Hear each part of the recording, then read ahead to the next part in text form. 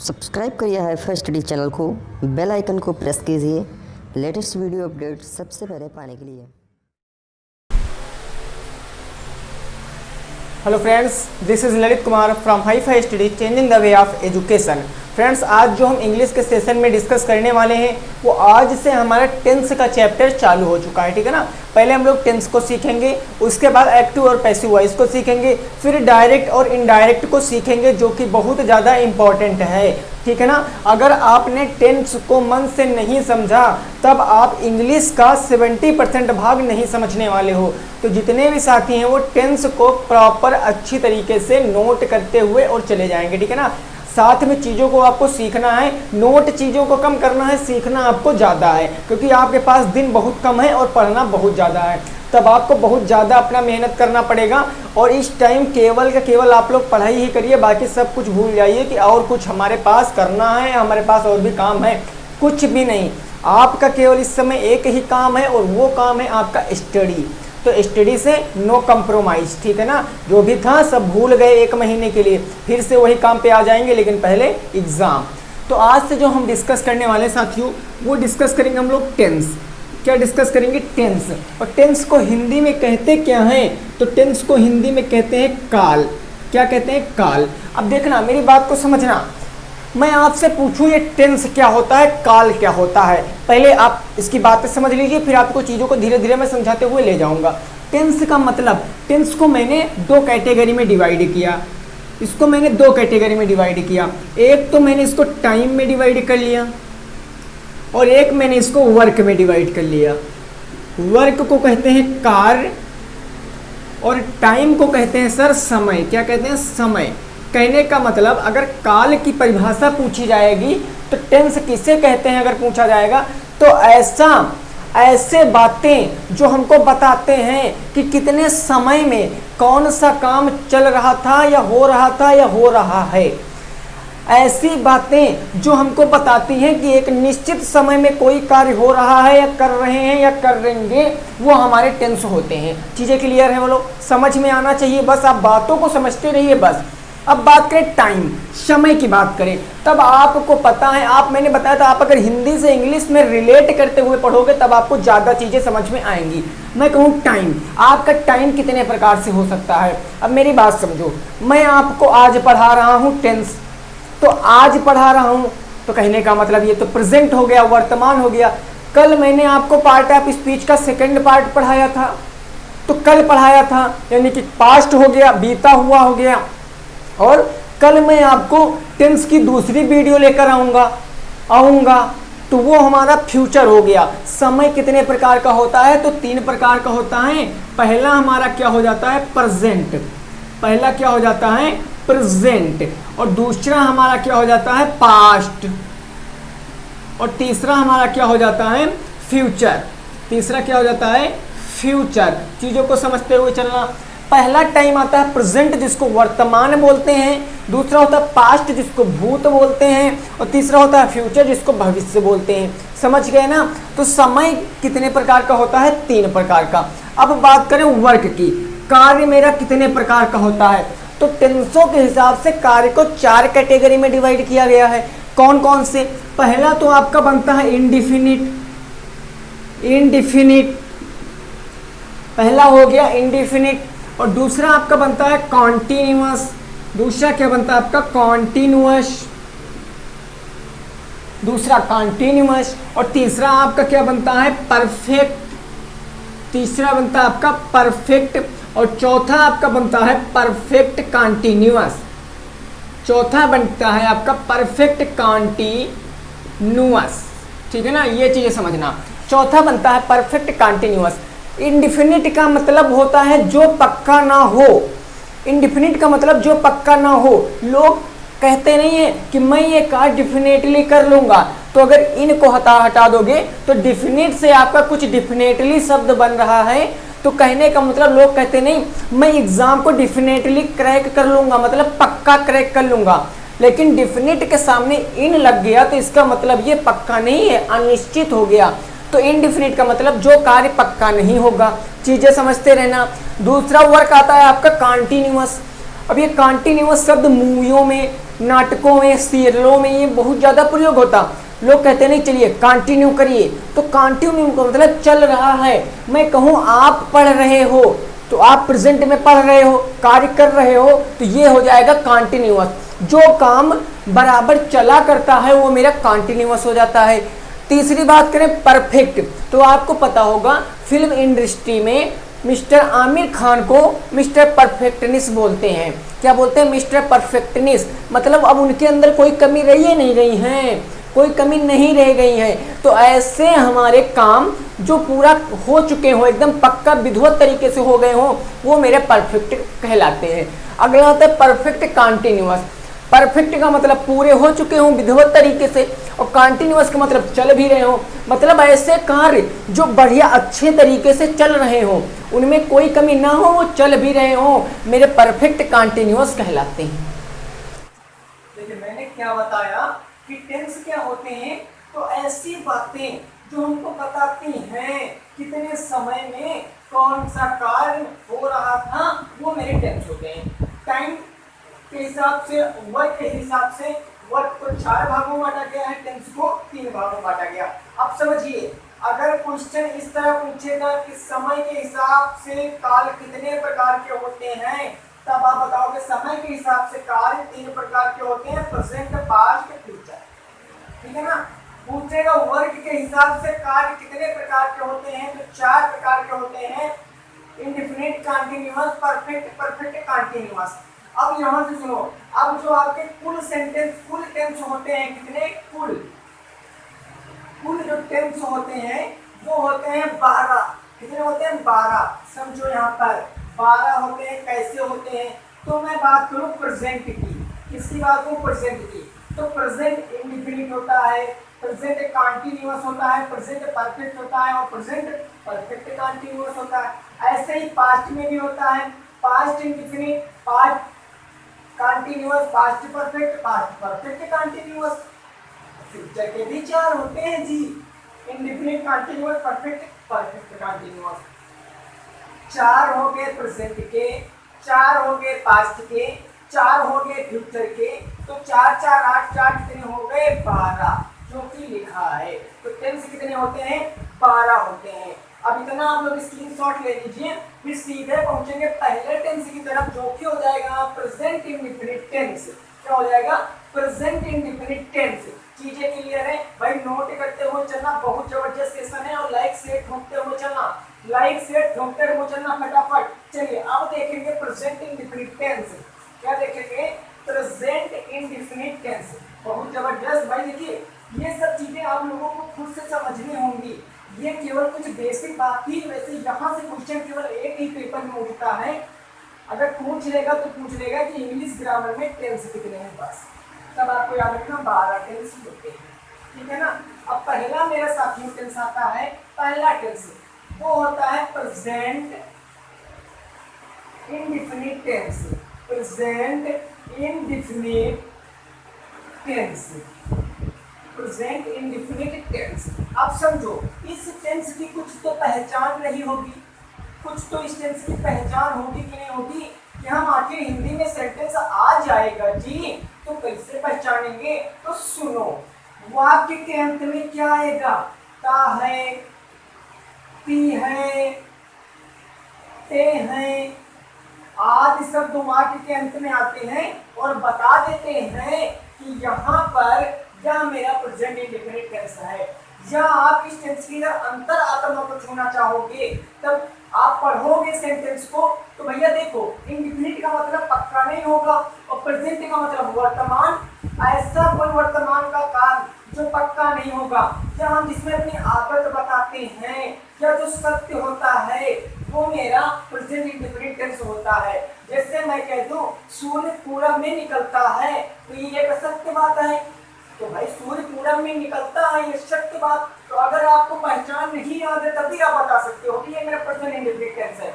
और अगर पहचान याद है तब आप देखोगे सूर्य पूरब में निकलता है, वाक्य के अंत में ता आया जी, ये मेरा प्रेजेंट इंडेफिनिट टेंस है। चीजें क्लियर है? मैंने क्या बताया, इस टेंस में अगर आप पहचान नहीं याद कर सकते हो तो इसमें क्या क्या आता है।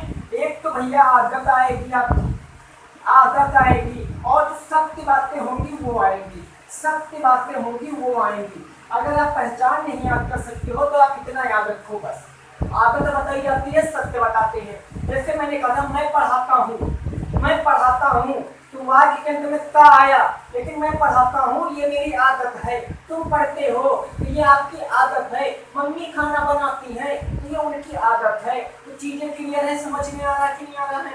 अब समझो, अब यहाँ पर एक चीज और समझो, किसी चीज को बनाने के लिए उसकी हेल्पिंग वर्ब जरूरी होती है। क्या होती है हेल्पिंग वर्ब? चीजों को नोट करते रहना। तो प्रेजेंट इंडिफरेंट टेंस की हेल्पिंग वर्ब तुम्हारी होती है, जिसको सहायक क्रिया बोलते हैं। हेल्पिंग वर्ब होती है तुम्हारी डू और डज। क्या होती है? डू या फिर डज होती है, डू या फिर डज होती है। डू का प्रयोग कहाँ करते हैं, डज का प्रयोग कहाँ करते हैं? तो जितनी भी एक वचन क्रियाएं हैं, जितनी भी एक वचन क्रियाएं हैं उनके साथ डू का प्रयोग, एक वचन क्रियाओं के साथ डू का प्रयोग करते हैं। चीजें समझना, एक वचन क्रियाओं के साथ डू सॉरी एक वचन क्रियाओं के साथ डज का प्रयोग करते। क्या करते हैं? एक वचन क्रियाओं के साथ डज का प्रयोग करते हैं। और आपका आता है आई और यू। और बहुवचन क्रियाओं के साथ क्या प्रयोग करते हैं? बहुवचन क्रियाओं के साथ डू का प्रयोग करते हैं। डू का प्रयोग करते हैं आई और यू के साथ। और जितने भी बहुवचन क्रियाएं होंगी यानी प्लूरल होंगे उनके साथ डू का प्रयोग करेंगे। एक बार और बता दे रहा हूँ, सिंगुलर के साथ डज का प्रयोग और प्लूरल और आई और यू के साथ डू का प्रयोग। चीजें क्लियर है, नोट करते हुए रहना, बस समझ रहे हो ना? अब देखो, अब मैं एक बात आपको बता दूं, दुनिया का कोई भी सेंटेंस, दुनिया का कोई भी सेंटेंस चार चीजों से मिलकर बना होता है। कितने चीजों से? चार चीजों से। वो चार चीजें होती क्या है? एक तो होता है आपका सब्जेक्ट, और एक होता है आपका हेल्पिंग वर्ब, उसके बाद होती है मेन वर्ब, उसके बाद होता है ऑब्जेक्ट। ये होता है सेंटेंस का रूल। ये मैंने आपको सेंटेंस वाली वीडियो में ऑलरेडी पढ़ा रखा है कि सेंटेंस जो बनेगा सबसे पहले सब्जेक्ट आएगा, फिर हेल्पिंग वर्ब, फिर मेन वर्ब, फिर ऑब्जेक्ट। ये तो एक सीक्वेंस होता, लेकिन सेंटेंस के हिसाब से ये सीक्वेंस इधर उधर बदलता रहता है और कुछ चीजें इसमें इंक्लूड होती रहती है। जैसे डबल इंटरोगेटिव में WH1 भी सामने आ जाती है। तो ये चीजें कुछ आपको समझना है, समझ में आ रहा है ना? इतना स्क्रीनशॉट लीजिए, फिर देखिए पहुंचते हैं। अच्छा रुको, अभी स्क्रीनशॉट मत लेना। हेल्पिंग वर्ब क्लियर हो गई ना? अब बात करेंगे अफर्मेटिव सेंटेंस की रूल की। अफर्मेटिव सेंटेंस की रूल की, अफर्मेटिव सेंटेंस को हम लोग कैसे बनाएंगे? अफर्मेटिव का रूल क्या होता है? उसको बोलते हैं स्वीकारात्मक वाक्य। स्वीकारात्मक वाक्य बोलते हैं, स्वीकारात्मक वाक्य, सकारात्मक वाक्य। तो इसका रूल क्या होता है? जो रूल ऊपर लिखा है यही होता है इसका रूल जी। तो सबसे पहले क्या आता है? सब्जेक्ट आता है, उसके बाद हेल्पिंग वर्ब आएगी। और हेल्पिंग वर्ब है क्या? डू और डज। तो यहाँ पर समझने वाली बात आपको केवल एक ही है, यहाँ पर समझने वाली बात आपको केवल एक ही है। ये पॉइंट नोट करके कहीं रखना, ये पॉइंट कहीं नोट करके रखना कि प्रेजेंट इंडेफिनिट टेंस में, प्रेजेंट इंडेफिनिट टेंस के अफर्मेटिव सेंटेंस में हेल्पिंग वर्ब नहीं लगती है। प्रेजेंट इंडेफिनिट टेंस में अफर्मेटिव सेंटेंस में हेल्पिंग वर्ब नहीं लगती है। तब क्या लगता है? तब हेल्पिंग वर्ब नहीं लगेगी, तब सीधा मेन वर्ब लग जाएगा। और मेन वर्ब की फर्स्ट फॉर्म लगती है, उसके साथ एस या फिर ईएस लगाते हैं। एस या फिर ईएस लगाते हैं। क्या लगाते हैं? एस या फिर ईएस लगाते हैं। चीजों को समझना, मैंने बोला आप ये नोट कर लीजिए कहीं साइड में, बहुत काम आएगा। प्रेजेंट इंडेफिनिट टेंस के अफर्मेटिव सेंटेंस में सब्जेक्ट मेन वर्ब के साथ एस या ईएस का प्रयोग करते हैं। एस या ईएस का प्रयोग करते हैं, हेल्पिंग वर्ब नहीं लगाते हैं। उसके बाद लास्ट में मेरा ऑब्जेक्ट आ जाएगा, लास्ट में मेरा ऑब्जेक्ट आ जाएगा। ये होता है प्रेजेंट इंडेफिनिट टेंस के अफर्मेटिव सेंटेंस का रूल। क्या? सब्जेक्ट मेन वर्ब की फर्स्ट फॉर्म और एस या ईएस, उसके बाद ऑब्जेक्ट। अब एक बात समझने वाली है, इतना स्क्रीनशॉट लीजिए, फिर मैं सीधे आऊंगा आपको बहुत जबरदस्त बातें बताऊंगा। जल्दी से इसका स्क्रीनशॉट लीजिए, जल्दी से सभी साथी इसका स्क्रीनशॉट ले लें फटाफट। बहुत शानदार। अब चलिए, अब यहाँ पर पहुँचते हैं कुछ आगे। देखिए ये पहली क्लास है टेंस की, तब ये चीजें आपको समझना जरूरी है। अगर ये चीजें आप समझ लें तो अभी केवल सेंटेंस बनाना रहेगा, जिसको आप फटाफट चुटकियों में बनाते हुए चले जाओगे, जिसको आप चुटकियों में बनाते हुए चले जाओगे। ठीक है ना? समझो, अफर्मेटिव सेंटेंस का मैंने रूल क्या बताया, अफर्मेटिव सेंटेंस का मैंने रूल क्या बताया, मैंने बताया सब्जेक्ट, उसके बाद मेन वर्ब की फर्स्ट फॉर्म, उसके बाद एस लगाएंगे या एस लगाएंगे, फिर ऑब्जेक्ट आ जाएगा। क्या आ जाएगा? ऑब्जेक्ट आ जाएगा। अब यहाँ समझने वाली बात है कि एस कहाँ लगाएंगे, एस कहाँ लगाएंगे, तो इसका बहुत बड़ा कॉन्सेप्ट है, ये मैं अभी आपको नहीं बता सकता, ये मैं आगे आपको सिखा दूंगा। केवल आप ये इतना समझ लीजिए कि प्रेजेंट इंडेफिनिट टेंस के अफर्मेटिव सेंटेंस में ना तो हेल्पिंग वर्ब लगेगी और कुछ लगेगा तो लगेगा एस या ईएस और भी मेन वर्ब के साथ। अब एस या ईएस कब मेन वर्ब के साथ लगता है वो भी चीजें सुन लो। मैंने बताया था कि आपके कुछ होते हैं, क्या होते हैं, पर्सन। कितने पर्सन होते हैं? First person, second person, third person. मैंने प्रोनाउन बोला था, कौन से प्रोनाउन के प्रकार है, first person, second person, third person. आप लोग कमेंट में बता दीजिए जल्दी से। एक होता है फर्स्ट पर्सन। फर्स्ट पर्सन क्या होता है? आई तो होता है, मैं केवल सब्जेक्ट में बात कर रहा हूँ। सेकंड पर्सन क्या होता है? यू, और बाकी जो कुछ बचा ही, सी या किसी का नेम, वो सब हमारे सेकंड थर्ड पर्सन होते। ये होता है आपका फर्स्ट पर्सन, ये होता है आपका सेकंड पर्सन, और ये होते हैं आपके थर्ड पर्सन। क्या होते हैं? Third person. फर्स्ट पर्सन और सेकंड पर्सन के साथ एस या एस नहीं लगेगा, चीजें समझकर नोट करते हुए रहना। इन दोनों के साथ एस या तो एस नहीं लगता है। कहने का मतलब फर्स्ट पर्सन और सेकंड पर्सन के साथ एस या एस बिल्कुल नहीं लगाएंगे। तो यहाँ पर बच्चा थर्ड पर्सन, इसके साथ एस या एस लगाएंगे, इसके साथ एस या एस लगाएंगे। लेकिन एक भी कंडीशन है, थर्ड पर्सन सिंगुलर हो, थर्ड पर्सन सिंगुलर हो। कहने का मतलब अगर थर्ड पर्सन एक वचन है, अगर थर्ड पर्सन एक वचन है तब लगाएंगे एस या एस, अदरवाइज नहीं लगाएंगे। कहने का मतलब मैं कह दूं राम खाता है तो आप कहोगे राम ईट्स, यही तो कहोगे राम ईट्स, तो राम खाता है, राम थर्ड पर्सन है और सिंगुलर भी है, इसलिए मैंने एस लगा दिया। अभी मैं कहता हूँ वे खेलते हैं, तो वे क्या है, मेरा थर्ड पर्सन तो है, लेकिन वे मेरे सिंगुलर नहीं है, तो यहाँ पर मैं प्ले केवल लिखूंगा, प्लेट नहीं, प्लेस नहीं लिखूंगा, ठीक है ना। तो चीजें समझकर चलना है आपको। स्क्रीनशॉट ले लीजिए, फिर सीधे एग्जांपल सॉल्व करेंगे मेरे दोस्त, सीधे एग्जांपल कुछ भी नहीं करेंगे। फटाफट स्क्रीनशॉट ले लीजिए, जल्दी से इसका स्क्रीनशॉट ले लीजिए। उम्मीद कर रहे हैं ये चीजें आप लोग समझ में होंगी। बहुत बढ़िया भाई, बहुत शानदार। चलिए स्क्रीनशॉट ले लिया ना, बहुत जबरदस्त। अब देखिए एग्जाम्पल सॉल्व करेंगे, छोटे छोटे एग्जाम्पलों से हम लोग बड़े बड़े एग्जाम्पलों पे पहुंच जाएंगे, ठीक है ना। छोटे छोटे एग्जाम्पलों से बहुत बड़े बड़े एग्जाम्पलों पे पहुंच जाएंगे। अफर्मेटिव का रूल सब लोगों ने लिख लिया, अब एग्जाम्पल समझिए। एग्जाम्पल जैसे मैं कह दूं मैं खाना खाता हूँ, मैं खाना खाता हूँ। अब देखिए यहाँ पर एक बात समझिए, पहला काम सर, पहला काम आपको तो पहचान करनी है कि ये आपका सेंटेंस किस टेंस का है। तो मैंने देखा हुआ कि टेंथ में आ गया ता है, तो समझ के मेरा प्रेजेंट इंडेफिनिट का है, और प्रेजेंट इंडेफिनिट का है तब हम उसको बना देंगे। सबसे पहले रूल कहता क्या है, सब्जेक्ट को चिपकाएंगे। अब अगर सब्जेक्ट ऑब्जेक्ट नहीं पता है तब क्या करोगे, तो सुनो भैया, सब्जेक्ट का मतलब होगा जो काम करता है, जो काम करेगा, बस वाक्य में जो तुमको काम करता हुआ मिले वही पकड़ लो, ये मेरा सब्जेक्ट है।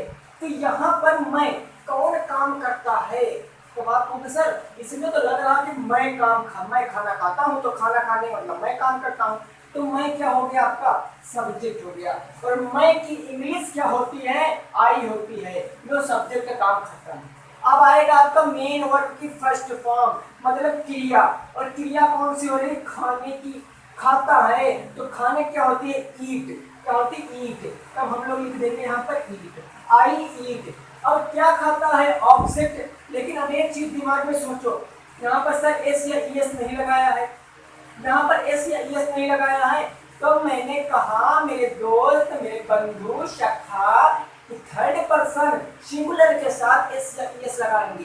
क्या आपको ये थर्ड पर्सन लग रहा, अरे नहीं लग रहा, काम खत्म जी। तो आई ईट, उसके बाद क्या eat, the food. I eat the food, मैं खाना खाता हूँ। चीजें क्लियर है। अगला एग्जाम्पल देखो, अच्छे से समझना बस। अगला एग्जाम्पल जैसे मैंने कह दिया, वे किताब पढ़ते हैं। मैंने कह दिया वे किताब पढ़ते हैं, वे किताब पढ़ते हैं। अब जी इसका बता दीजिए, जल्दी से बता दीजिए, वे किताब पढ़ते हैं। फटाफट बताइए, वे किताब पढ़ते हैं। बहुत शानदार। बहुत से मेरे साथी आंसर दे रहे, वेरी गुड भाई, घर का काट दिया। अब क्या हो जाएगा, वे किताब पढ़ते हैं। तब सुनो, यहाँ पर सब्जेक्ट क्या है, वे। काम कौन कर रहा पढ़ने का, वे कर रहे हैं। तो वे सब्जेक्ट, क्योंकि सब्जेक्ट हुआ होगा जो काम करेगा। तो वे की इंग्लिश क्या होती है, दे होती है। तो मैंने लिख दिया दे। सब्जेक्ट हो गया, मेन वर्ब आएगा। कार्य कौन सा हो रहा, पढ़ने का। और पढ़ने की इंग्लिश क्या होती है, रीड होती है। They read. अब फिर से दिमाग में आपको आइडिया आएगा कि सर ये ठोके कि ना ठोके, और सर ये ठोके कि ना ठोके। तब सुनो मेरे दास, सुनो भैया, यहाँ पर मैंने बताया थर्ड पर्सन सिंगुलर के साथ यस लगाएंगे। अब वे मेरा थर्ड पर्सन तो है जी, वे मेरा थर्ड पर्सन तो है, लेकिन क्या सिंगुलर है, क्या एक वचन है? तो आपका आंसर आएगा अरे नहीं यार, ये तो एक वचन नहीं। बस जब एक वचन नहीं है तब यस ही लगाएंगे। तो दे रीड, और क्या रीड, किताब। तो they read a book, they read a book बना दिया। दे रीड अ बुक, काम खत्म हो गया। क्या, वे किताब पढ़ते हैं, दे रीड अ बुक। चीजें क्लियर है भाई, समझते हुए चलना है आपको, मजा जरूर आएगा। और एक काम करना है सर, वीडियो को लाइक शेयर ठोकते हुए चलना भैया। ठोको ठोको, फटाफट ठोको, लाइक शेयर। कुछ नहीं है, मैं ऐसे पढ़ाऊंगा कि रट जाएगा, केवल आप समझते रहना, बस मेरी चीजों को समझते रहना। अब एग्जाम्पल आपके सामने लिखे हैं, 2 एग्जाम्पल मैंने उधर करा दिया। अब 3 एग्जाम्पल लिखे हैं। अब ये 3 एग्जाम्पलों को कैसे करेंगे तो समझो। बस इन्हीं 3 एग्जाम्पलों से मेरा प्रेजेंट इंडेफिनिट टेंस का अफर्मेटिव सेंटेंस क्लियर हो जाएगा। पहला एग्जाम्पल, वह गाना गाती है। दूसरा एग्जाम्पल है राम स्कूल जाता है। और तीसरा एग्जाम्पल है वह मंदिर जाती है। फटाफट आप लोग बता दीजिए। सर 1 मिनट का टाइम है, 1 मिनट का टाइम है भाई, हरी अब फटाफट बता दीजिए। तीनों की इंग्लिश ट्रांसलेट करके जल्दी से बता दीजिए। वह गाना गाती है, वह गाना गाती है, राम स्कूल जाता है, वह मंदिर जाता है। फटाफट बता दीजिए, फटाफट बता दीजिए कि इसका क्या हो जाएगा तुम्हारा उत्तर। जल्दी से बता दीजिए। बहुत शानदार, बहुत से मेरे साथी आंसर दे रहे हैं, बहुत जबरदस्त भाई, जीनियस हो। देखिए सब्जेक्ट क्या है, वह, और वह की इंग्लिश ही लगाएंगे कि सी लगाएंगे, बताओ जी। ही लगाएंगे, सी लगाएंगे? अरे सी लगाएंगे। क्यों लगाएंगे? क्योंकि सर वह मेरा फीमेल है। लो भैया, क्या लगा देंगे, सी लगा देंगे, लग गया। अब वह, अब ईएस या आईएस के पहले मेन वर्ब, और मेन वर्ब होती है गाना की, और गाती इसकी फॉर्म क्या होती है, गाती की इंग्लिश क्या होती है, फटाक से बता दीजिए। गाती की इंग्लिश क्या होती है, सिंग होती है। क्या होती है, सिंग। अब यहाँ पर एस या ईएस लगाएंगे, जरा बताओ। एस या ईएस लगाएंगे तो बहुत शानदार, एस लगाएंगे। क्यों लगाएंगे? क्योंकि वह मेरा थर्ड पर्सन सिंगुलर है। तो सी सिंग्स, और क्या sings, a song. She sings a song, finally बन गया सी सिंग्स अ सॉन्ग। चीजें क्लियर। अगला है राम स्कूल जाता है। राम स्कूल जाता है, सब्जेक्ट क्या है, राम। तो राम के लिए लगा देंगे राम। अब यहां समझो, जाना मेन वर्ब आएगा, तो जाने की इंग्लिश गो, तो हो जाएगा राम गो। अब समझो राम क्या मेरा थर्ड पर्सन है, तो बिल्कुल राम स्कूल जाता, थर्ड पर्सन और सिंगुलर यानी एक वचन। तब यहाँ पर ईएस लगा देंगे, राम गोस, और कहाँ, टू स्कूल, SCHOOL स्कूल। सभी साथी मिलाते रहेंगे, अपने स्कोर बताना है बाद में उनको कितना स्कोर किया है उन्होंने। तीसरा, वह मंदिर जाती है। अब फिर से सुनो, वह मेरा क्या है, सब्जेक्ट है, तो वह के लिए क्या लगाएंगे, सी लगाएंगे। अब ही मत लगा देना, नहीं जहर बन जाएगा आपके लिए। सी लगाएंगे क्योंकि जाती है, फीमेल है, तो सी हो गया। अब वह जाने क्या होती है, गो, तो सी गो। अब लगाएंगे ईएस क्योंकि थर्ड पर्सन सिंगुलर है, तो बन जाएगा सी गोज टू टेम्पल। कहाँ, टेम्पल मतलब मंदिर। She goes to temple, she goes to temple. चीजें क्लियर हैं, समझ में आया है? स्क्रीनशॉट ले लीजिए। उसके बाद पहुंच जाते हैं हम लोग अपने अगले सेंटेंस की तरफ, जो कि होता है हमारा निगेटिव सेंटेंस। क्या होता है, निगेटिव सेंटेंस। समझ में आ गया ना, बहुत जबरदस्त भाई, शानदार। चलिए आप देखिए अफर्मेटिव समझ गए ना, अब आप लोग अफर्मेटिव समझ गए। अब निगेटिव हम लोग बनाते हैं, क्या बनाते हैं, निगेटिव बनाते हैं। अब देखिए मैंने अभी आपको बताया था, अभी जस्ट टेंस शुरुआत करने से पहले मैंने बताया कि प्रेजेंट इंडेफिनिट टेंस के अफर्मेटिव सेंटेंस में हेल्पिंग वर्ब नहीं लगती है। लेकिन अब आ जाएंगे निगेटिव सेंटेंस पे।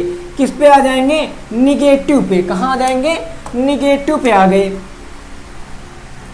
लो भैया अब हम लोग निगेटिव सेंटेंस पे आ गए। तब अब निगेटिव में तो हेल्पिंग वर्ब आ जाएगी, क्योंकि केवल अफर्मेटिव में ही नहीं लगती है बस। तो रूल क्या बन जाएगा, सब्जेक्ट प्लस, अब मेन वर्ब के पहले हेल्पिंग वर्ब आएगी, यानी क्या आएगा, डू या फिर डज आएगा, डू या फिर डज आएगा। और डू डज के बाद अब निगेटिव है, तो निगेटिव मैंने पार्ट ऑफ सेंटेंस में आपको बताया था, निगेटिव निषेधात्मक का मतलब नॉट आ जाएगा। तब यहाँ डू डज के बाद क्या लगा देंगे, नॉट लगा देंगे। उसके बाद मेन वर्ब की फर्स्ट फॉर्म और लगा देंगे आपको ऑब्जेक्ट। क्या लगा देंगे, ऑब्जेक्ट लगा देंगे, बस।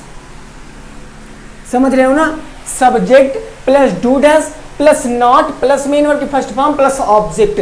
अब आप एक चीज सोचो, ऊपर सर जी आपने एस या ईएस बताया, लेकिन यहां पर आपने एस या ईएस नहीं बताया। क्यों नहीं बताया, तो सुनो भाई क्यों नहीं बताया है। क्योंकि यहां पर अफर्मेटिव सेंटेंस में वो रूल लगता है कि हेल्पिंग वर्ब नहीं लगेगी, एस या ईएस लगेगा। लेकिन मेरे साथी निगेटिव में पहुंचते ही हेल्पिंग वर्ब लगा देंगे और ईएस और आईएस ई सब हटा देंगे, बस। समझ गए, चीजें क्लियर हैं। एग्जाम्पल से समझेंगे तो और अच्छे से समझ में आएगा। जैसे मैं कह दूं, मैं नहीं खाता हूं, मैं नहीं खाता हूं। अब यहां पर समझो, मैंने कह दिया मैं नहीं खाता हूं, सब्जेक्ट क्या है जी, मैं है, तो मैं की इंग्लिश आई, क्योंकि रूल कहता है सब्जेक्ट पहले लाएंगे। अब डू या डज लगाएंगे, तो आई मेरा जो कि फर्स्ट पर्सन है, फर्स्ट पर्सन के साथ डू लगाते हैं, मैंने अभी आपको बताया था, आई डू। उसके बाद नॉट, क्योंकि नहीं है तब नॉट लगा देंगे, आई डू नॉट। उसके बाद खाता, खाने की होती है मेन वर्ब की first form eat, I do not eat, मैं नहीं खाता हूं।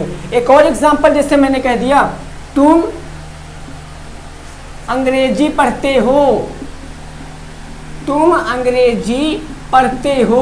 अब बता दीजिए सर, इसका बता दीजिए भाई, फटाफट बता दीजिए, तुम अंग्रेजी पढ़ते हो, इसकी इंग्लिश क्या हो जाएगी। रूल ऊपर लिखा है और सब कुछ नीचे लिखा। अब आप कहोगे सर यहाँ पर नॉट नहीं है, अरे हाँ नहीं है नॉट ना, तब आप यहाँ पर नॉट लगाओ। पहले आप इसको ऐसे बनाओ, पहले आप इसको अफर्मेटिव में बनाओ, फिर आप इसको निगेटिव में बनाओगे। पहले आप इसमें अफर्मेटिव बनाओ, फिर आप निगेटिव बनाओगे। मैं आपको ऐसे ही ले चलूंगा, क्योंकि टीचर का काम होता है आपको भ्रमित करना। और आप क्या करोगे, आपको अपने रास्ते से भ्रमित नहीं होना है, निरंतर अपने प्रयास पे डिपेंड रहना है, प्रैक्टिस करते रहना। तुम अंग्रेजी पढ़ते हो, इसकी क्या बना दोगे, इसकी बना दोगे यू। उसके बाद मेन वर्ब की फर्स्ट फॉर्म पढ़ने की होती read a English, you read a English, you read a English. अब आप कहोगे सर आपने बताया था अफर्मेटिव में एस या एस लगाते हैं। हाँ भाई बताया तो था, लेकिन मेन वर्ब के फर्स्ट फॉर्म जहां मैंने बताया थर्ड पर्सन आएगा, वो भी सिंगुलर होगा, तब वहां पर एस या एस लगाएंगे। लेकिन मैंने देखा यू मेरा सेकंड पर्सन है, अरे नहीं लगाएंगे, तो यू रीड आ इंग्लिश। अभी मैं इसी सेंटेंस को समझो, अभी मैं इसी सेंटेंस को ऐसे लिख देता, तुम अंग्रेजी नहीं पढ़ते हो, तुम अंग्रेजी नहीं पढ़ते हो। अब क्या बना देते, तुम अंग्रेजी नहीं पढ़ते हो। ये मेरा था अफर्मेटिव, लेकिन ये बन गया निगेटिव। तब यहाँ पर हमको पता है सब्जेक्ट क्या है यू, और यू के बाद डू या लगाएंगे डज, तो यू के साथ डू का प्रयोग करते हैं, लगा देंगे डू, यू डू। उसके बाद नॉट, क्योंकि नहीं है तब आ जाएगा नॉट। यू डू नॉट पढ़ने की होती है रीड, क्या read a English, you do not read a English, तुम अंग्रेजी नहीं पढ़ते हो। चीजें क्लियर है भाई, समझ में आ रहा है कि नहीं आ रहा है। स्क्रीनशॉट लीजिए, फिर 3 या 4 एग्जाम्पल से इसको भी समझ जाएंगे। स्क्रीनशॉट फटाफट मारते रहिए, जल्दी से मारिए, स्क्रीनशॉट मारिए फटाक से। बहुत उम्दा भाई, जबरदस्त जबरदस्त भाई, ताबड़तोड़ ताबड़तोड़, वाह भाई वाह। चलिए अब पहुंच जाते हैं एग्जाम्पलों पे। किससे पहुंच जाते हैं, एग्जाम्पलों पे। भाई समझते रहना है बस, समझते रहना बस चीज़ों को, ठीक है ना। बहुत ज़बरदस्त भाई, बहुत कतई जहर बन जाएगा आज से ये टेंस। मैं गारंटी देता हूँ अगर आपने मन से इन 31 दिनों में पढ़ाई कर ली तो 4th सेमेस्टर में भी आपको बहुत ज़्यादा आसानी मिलेगी जब आप जाओगे। एक एग्जाम्पल कह दिया, वह नहीं दौड़ती है। मैंने कह दिया वह नहीं दौड़ती है, बना के बता दीजिए, स्कोर देना है आपको। वह नहीं दौड़ती है, वह नहीं दौड़ती है, वह नहीं दौड़ती है। एक ये हो गया। और दूसरा मैंने कह दिया, वे घर नहीं जाते हैं, वे घर नहीं जाते हैं, वे घर नहीं जाते हैं। गजब भाई, वे घर नहीं जाते हैं। और तीसरा मैंने बना दिया, तीसरा कह दिया आपसे, तुम खाना नहीं खाते हो। या मैंने कह दिया मैं नहीं खेलता हूँ, मैं नहीं खेलता हूँ, मैं नहीं खेलता हूँ। आप बता दीजिए, तीनों की बता दीजिए भैया, तीनों सेंटेंसों की इंग्लिश बता दीजिए फटाफट। वह नहीं दौड़ती है, वे घर नहीं जाते हैं, और मैं नहीं खेलता हूँ। गजब भाई, बता दीजिए। बहुत शानदार, बहुत शानदार। बहुत से साथी आंसर दे रहे हैं भाई। एक काम करना दोस्त मेरे, लाइक शेयर ठोको भैया। लाइक शेयर नहीं करते हो तो भाई मन नहीं लगता है। लाइक शेयर ठोकते चलना है आपको, ठीक है ना। लाइक शेयर जबरदस्त तरीके से ठोको, मार गर्दा मचा दो भाई लाइक शेयर का। इतना ठोको कि ये वाला अंगूठा टूट जाए, ये वाला अंगूठा टूट जाए। तो क्या कहा गया, वह नहीं दौड़ती है। सब्जेक्ट क्या है, ही, लेकिन यहाँ पर ही नहीं लगाएंगे, क्या लगाएंगे, सी, क्योंकि ये सर फीमेल है तो फीमेल के लिए वह की इंग्लिश सी लगाते हैं, सी। अब वह के साथ डू लगाएं कि डज लगाएं, तो मैंने बताया था एक वचनकर्ता के साथ डज लगाते हैं, तब क्या लगाएंगे, डज लगाएंगे, क्योंकि वह मेरी एक वचन है। सी डज, उसके बाद नॉट है तो not, she does not. Main verb है दौड़ने की होती है, run, she does not run, वह नहीं दौड़ती है, बन गया। मिलाते रहना। अगला है वे घर नहीं जाते हैं। अरे वे घर नहीं जाते हैं, तो वे क्या हो गए मेरे, वे की इंग्लिश सब्जेक्ट हो गया, बन गए दे। अब दे के साथ डज लगाएं कि डू लगाएं, दे के साथ डज लगाएं कि डू लगाएं, तब आप कहोगे सर यहाँ पर डज नहीं लगेगा, डू लगेगा, क्योंकि ये मेरा बहुवचन है। तब क्या लगाएंगे, दे डू। उसके बाद नहीं की होती है नॉट, दे डू नॉट। जाने की होती है गो, और कहाँ, to home. They do not go to home, वे घर नहीं जाते हैं। मैं नहीं खेलता हूँ, मैं नहीं खेलता हूँ। अब चीजें समझना, सब्जेक्ट के हम मैं, और मैं की इंग्लिश आई। आई के साथ क्या लगाते हैं, डू लगाते हैं। तो I do not play, I do not play, I do not play, बन गया आई डू नॉट प्ले। चीजें क्लियर है भाई, समझ में आ रहा है कि नहीं आ रहा, बहुत शानदार भाई, मजे के साथ पढ़ता है। लाइक से ठोको ठोको, लाइक से फटाफट ठोकते चलो, बन गया। अब बात करेंगे इंट्रोगेटिव सेंटेंस की। किसकी बात करेंगे, इंट्रोगेटिव सेंटेंस की। बहुत शानदार, चलिए नोट कर लिया ना। अब बात करेंगे इंट्रोगेटिव सेंटेंस की। लाजवाब भाई, लाजवाब, गर्दा काट दिया सेंटेंस का, गर्दा काट दिया सेंटेंस का, बहुत शानदार भाई, बहुत शानदार। अब क्या बात करेंगे, इंट्रोगेटिव सेंटेंस की। चलिए किसकी बात करेंगे, इंट्रोगेटिव सेंटेंस की। Interrogative sentence. अब इंट्रोगेटिव सेंटेंस का रूल क्या होता है, मैंने सेंटेंस बताया था। इंट्रोगेटिव को हिंदी में क्या कहते हैं, तो हिंदी में कहते हैं प्रश्नवाचक वाक्य। क्या कहते हैं, प्रश्नवाचक वाक्य, यही तो कहते हैं प्रश्नवाचक वाक्य। अब प्रश्नवाचक वाक्य दो प्रकार के होते हैं। मैं एक रूल से ले चलूंगा, मैं दो रूल नहीं बताऊंगा, एक रूल से ले चलूंगा। इंट्रोगेटिव सेंटेंस सबसे पहले आता है आपका WH फैमिली, WH फैमिली। उसके बाद आएगी आपकी हेल्पिंग वर्ब यानी कि डू या फिर डज। उसके बाद आ जाएगा आपका सब्जेक्ट, फिर आ जाएगी आपकी मेन वर्ब की फर्स्ट फॉर्म, और लास्ट में आ जाएगा आपका ऑब्जेक्ट। ये होता है आपका डबल यानी इंट्रोगेटिव सेंटेंस का रूल। अब एक दिमाग में क्वेश्चन आएगा, अगर आप पढ़ रहे हो तब आएगा कि यार what is WH family, WH family क्या है, तो समझो का वाला परिवार मेरा WH फैमिली होता है। मैंने सेंटेंस में आपको बताया था कि WH फैमिली वहां पहले लगाएंगे जिस प्रश्न का उत्तर हम विस्तार से दे सकते हैं, जिस प्रश्न का उत्तर में विस्तार से दे सकते हैं। अब दो एग्जाम्पल से समझना, दो एग्जाम्पल से समझना। पहला एग्जाम्पल जैसे मैंने कह दिया मैंने कह दिया क्या मैं पढ़ता हूँ, क्या मैं पढ़ता हूँ, ये मेरा बन गया। और यहाँ पर सॉरी भी थोड़ा सा मिस्टेक हो गया, लास्ट में साइन ऑफ इंट्रोगेशन भी आएगा, ठीक है ना। मैं पढ़ता हूँ, क्या मैं पढ़ता हूँ, और दूसरा मैंने एग्जाम्पल कह दिया मैं क्या पढ़ता हूँ, मैं क्या पढ़ता हूँ, मैं क्या पढ़ता हूँ। मैंने कह दिया मैं पढ़ता हूँ और मैं क्या पढ़ता हूँ। अब दोनों सेंटेंसों को पढ़िए अपने मन से और बताइए कि यहाँ पर क्या हमारा चेंज होगा। बताइए यहाँ पर आपको क्या डिफरेंस लग रहा है, क्या अंतर लग रहा है। जहर बन जाइए पूरा। बताइए क्या मैं पढ़ता हूँ और मैं क्या पढ़ता हूँ, यहाँ पर क्या आपको अंतर दिख रहा। तब आपका उत्तर आएगा सर इसका मतलब क्या मैं पढ़ता हूँ, इसका उत्तर मैं यस या नो में दे सकता हूँ। किस में दे सकता हूँ इसका उत्तर, यस या नो में दे सकता हूँ। अब मैं कहूँगा क्या मैं पढ़ता हूँ तो भाई यस होगा या फिर नो होगा। लेकिन जो नीचे वाला है मैं क्या पढ़ता हूँ, तो आप बताओगे मैं इस समय अंग्रेजी में प्रेजेंट इंडेफिनिट टेंस का इंटरोगेटिव सेंटेंस पढ़ता हूँ। ये तो बताओगे मैं इस समय प्रेजेंट इंडेफिनिट टेंस का इंटरोगेटिव सेंटेंस पढ़ता हूँ। कहने का मतलब पूरा विस्तार से बताओगे, पूरा विस्तार से बताओगे। तो जिन सेंटेंसों में आपको पूरा विस्तार से बताना पड़े वहां पर WH फैमिली सबसे पहले रखना है।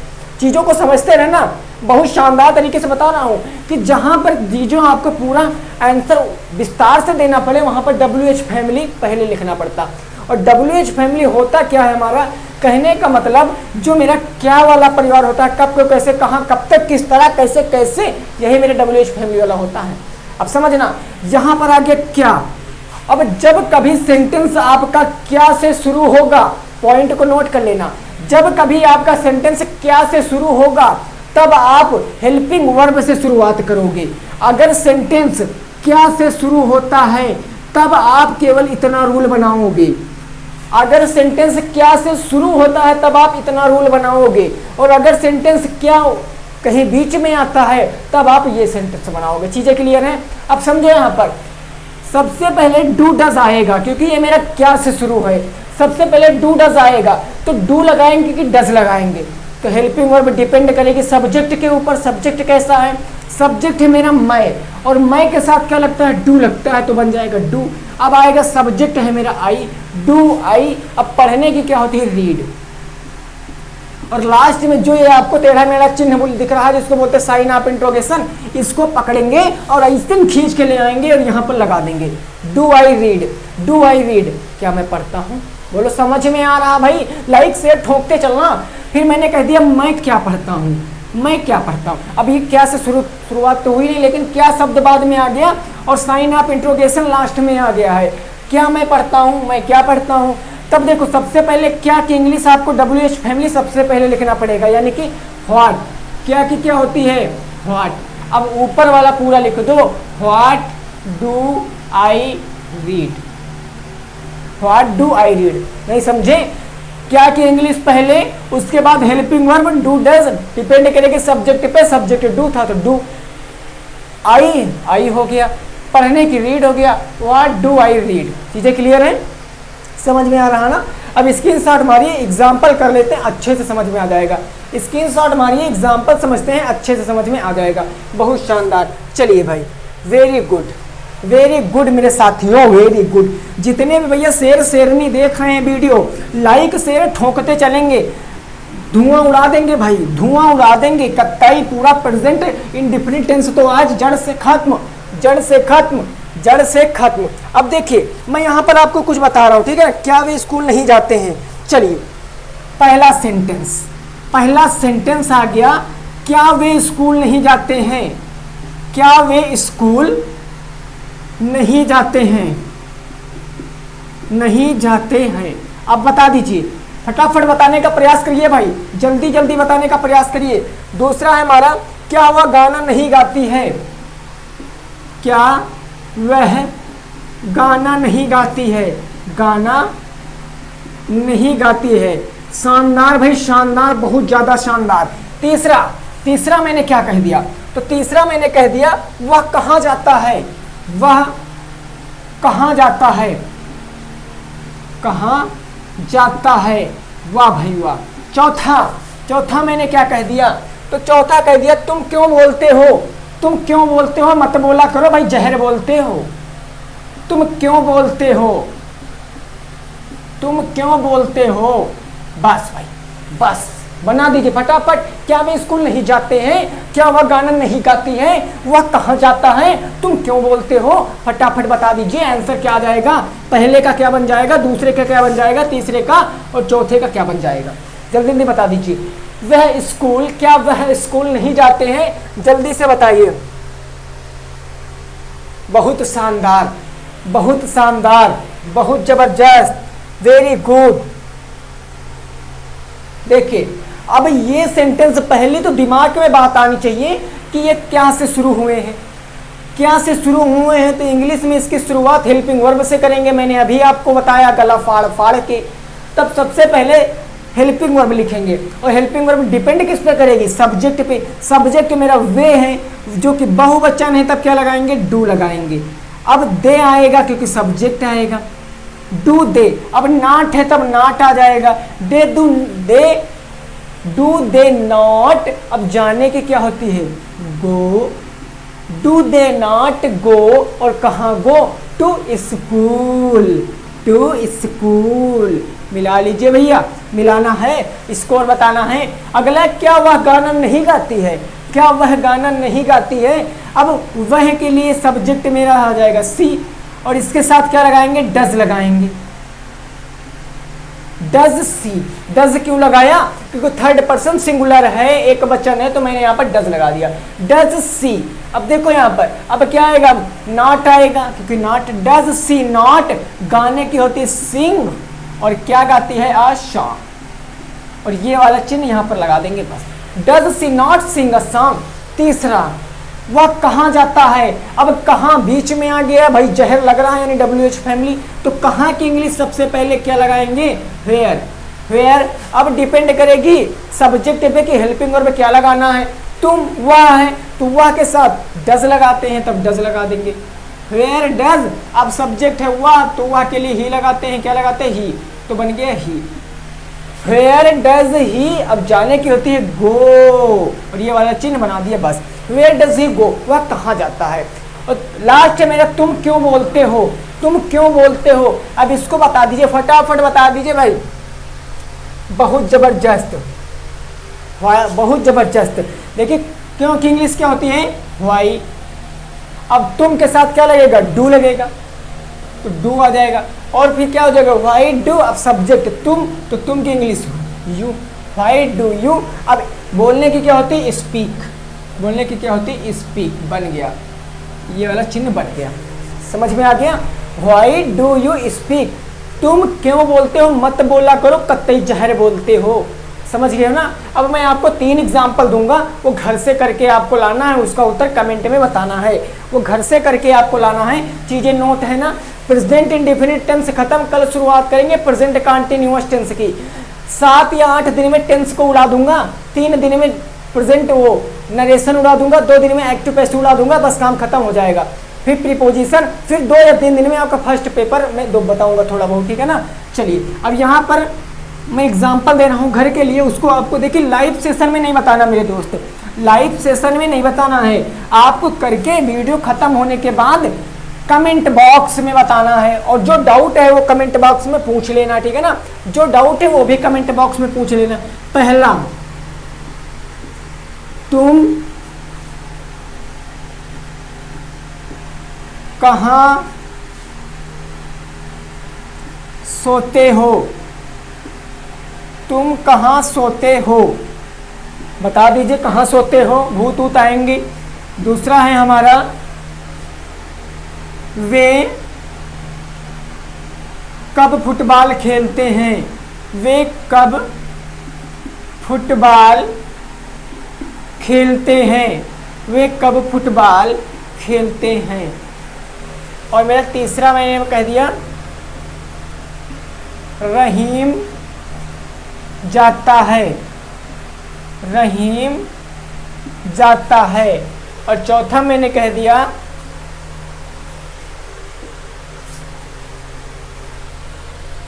मैंने कह दिया सीता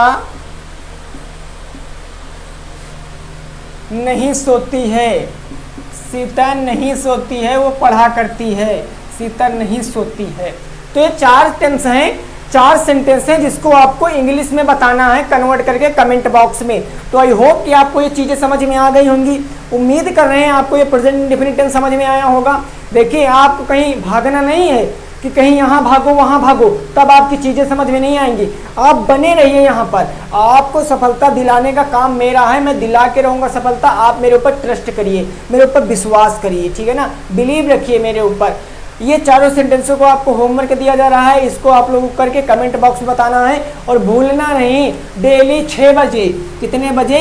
डेली 6 बजे ऐसी धुआंधार क्लास आपको मिलती है इंग्लिश की इसी चैनल पे। और रात 8 बजे, रात 8 बजे, क्या भैया, रात 8 बजे। आज आपको पता है रात 8 बजे क्या है? LCM HCF की लास्ट वीडियो है, LCM और HCF की लास्ट वीडियो है, जिसमें हम आप बच्चे कुछ क्वेश्चन बुक के और कुछ अपने पास के सॉल्व कराऊंगा। आज से काम खत्म LCM HCF का।